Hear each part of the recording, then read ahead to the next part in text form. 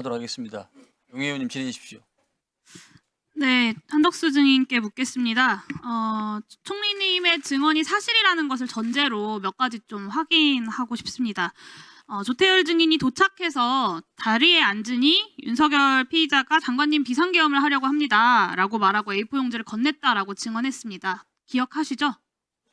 저한테 그런 적은 없습니다. 아니 그렇게 그 상황에 대해서 기억하시냐고 여쭤본 겁니다. 제가 정확히 기억은 못하겠습니다. 왜냐하면 제가 우리 국정원장을 뵌 거는 아니요, 그 외교부 장관이 도착하자마자 비상계엄을 하려고 합니다라고 하면서 A4 용지를 주셨다라고 증언을 하셨거든요. 맞습니까? 저는 그거는 그 자리에 옆에 바로 계셔가지고 총리께서 그 외교부 장관은 어떻게 생각하십니까? 라고 물어봤다고 증언을 했는데 그것도 기억이 나지 않으십니까? 제가 물어본 거는 사실은 나중에 외교부 장관님이 말씀을 해주셔서 알게 된 거고요. 기억이 안 나신다는 제가 그거를 말씀이신 거죠? 물었다면은 대통령께 이 계엄에 대해서 반대한다는 의견을 좀 더 명확하게 총리님, 제가 총리님의 의도를 여쭤보는 것이 아니라 사실관계를 여쭤보는 제가 거여가지고요. 기억을 그 부분을 네, 못하겠습니다. 기억이 안 나신다는 얘기신 거죠. 10분 뒤에 조태용 국정원장이 그때 도착을 합니다.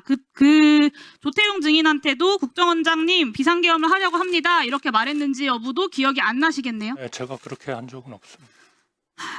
네, 그 증인께서 말씀하시기로는 윤석열이 국무회의 소집 의사가 없어서 증인께서 소집을 해야 한다라고 말씀을 하셨다라고 주장을 하셨어요.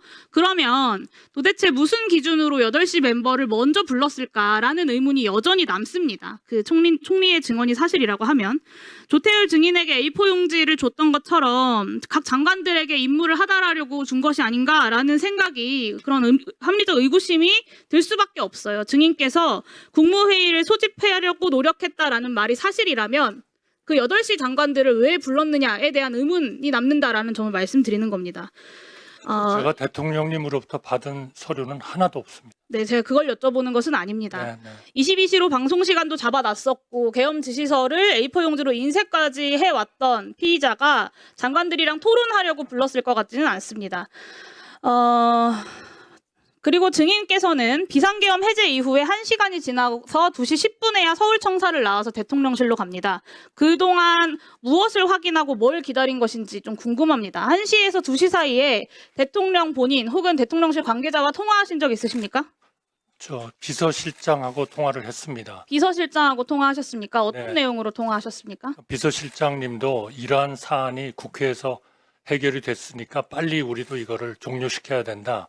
그러니까 총리도 즉각 우리 용산에 와가지고 같이 대통령께 건의를 하자. 그런 건의를 전화를 하자. 바로 출발을 했습니다. 그래서 증인이 2시 30분에 대통령실에 도착을 합니다. 네. 근데 그 국회에 제출한 답변을 보면 김용현 전 장관이 마찬가지로 2시 30분부터 대통령실에서 3시 20분까지 회의를 했다고 보고를 했어요.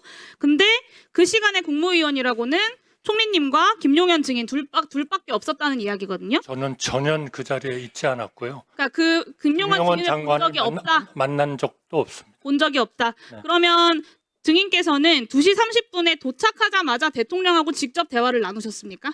저 비서실장하고 같이 대통령님한테 2시 들어갔습니다. 30분에 도착하자마자 말씀을 나누셨다는 거죠? 때가 한 2시 한 30분쯤 됐어요. 도착하자마자 네. 바로 대통령을 바로 만났다. 대통령께 말씀. 그 자리에 김용현 전 장관은 없었다라는 말씀이시고요. 저는 기억이 나지 않습니다. 없습니다. 네. 그러면 그 2시 30분부터 3시 20분까지 김용현 전 장관이 했다는 그리고 공소장에 빠져있는 그 회의 내용이 무엇이었는지 누구랑 회의를 했는지 어떤 논의를 했는지도 수사의 대상이 되어야 합니다.